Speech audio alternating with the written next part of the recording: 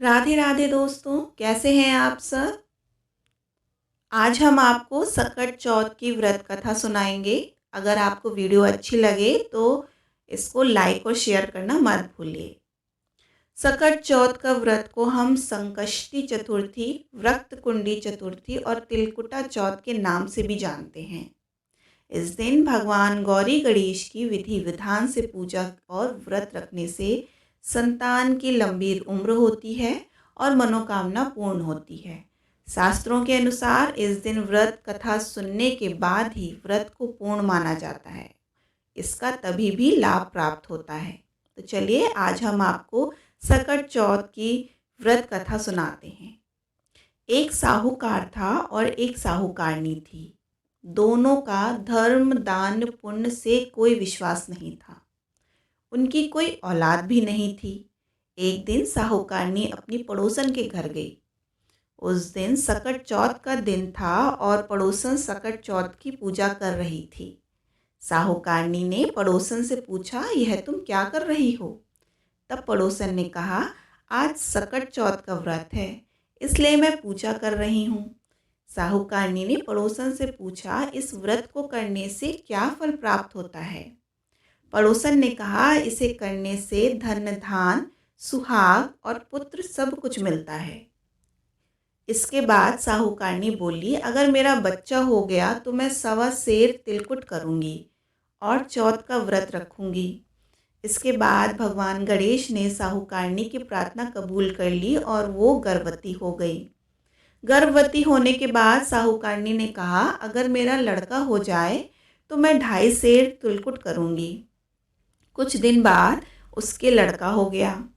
इसके बाद साहूकारनी बोली, भगवान मेरे बेटे का विवाह हो जाए तो मैं 5.25 सेर का तिलकुट करूँगी।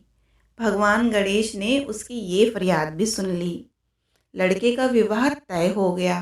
सब कुछ होने के बाद भी साहूकारनी ने तिलकुटा नहीं किया। इस कारण सकट देवता क्रोधित हो गए। उन्होंने जब साहूकारनी का बेटा फेरे ले रहा था तो उन्होंने उसे फेरों के बीच से ही उठाकर पीपल के पेड़ पर बैठा दिया। इसके बाद सब लोग वर को ढूंढने लगे। जब वर नहीं मिला तो लोग निराश होकर अपने घर को लौट गए। जिस लड़की से साहूकारनी के लड़के का विवाह होने वाला था, एक दिन वो अपनी सहेलियों के साथ गणगौर पूजन करने के लिए जंगल में दूब लेने गई। तभी उसे पीपल के पेड़ में से आवाज़ आई, ओ मेरी अर्धब्याही। ये सुनकर लड़की घबरा गई और अपने घर पहुंची। लड़की ने माँ से उससे वजह पूछी तो उसने सारी बात बताई। तब लड़की की माँ पीपल के पेड़ के पास गई और जाकर देखा तो पता चला पेड़ पर बैठा शख्स तो उसका जमाई है। उसकी लड़की की माँ ने जमाई से कहा, यहाँ क्यों बैठे हो, मेरी बेटी को अर्धब्याही कर दी, अब क्या चाहते हो। इस पर साहूकारनी का बेटा बोला कि मेरी माँ ने चौथ का तिलकुटा बोला था लेकिन अभी तक नहीं किया। सकट देवता नाराज़ हैं और उन्होंने मुझे यहाँ पर बैठा दिया है। ये बात सुनकर लड़की की माँ साहूकारनी के घर गई और उससे पूछा कि तुमने सकट चौथ के लिए कुछ बोला था। साहूकारनी ने बोला, हाँ मैंने तिलकुटा बोला था। उसके बाद साहूकारनी ने फिर कहा, हे सकट चौथ महाराज, अगर मेरा बेटा घर वापस आ जाए तो मैं 2.5 मन का तिलकुट करूँगी। इस पर गणपति ने फिर से उसे एक मौका दिया और उसके बेटे को वापस भेज दिया। इसके बाद साहूकारनी बेटे को धूमधाम से विवाह किया। साहूकारनी के बेटे और बहू घर आ गए।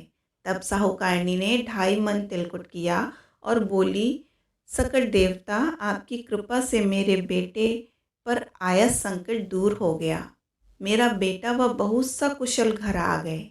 मैं आपकी महिमा समझ चुकी हूँ। अब मैं हमेशा तिलकुट करके आपका सकट चौथ का व्रत रखूँगी।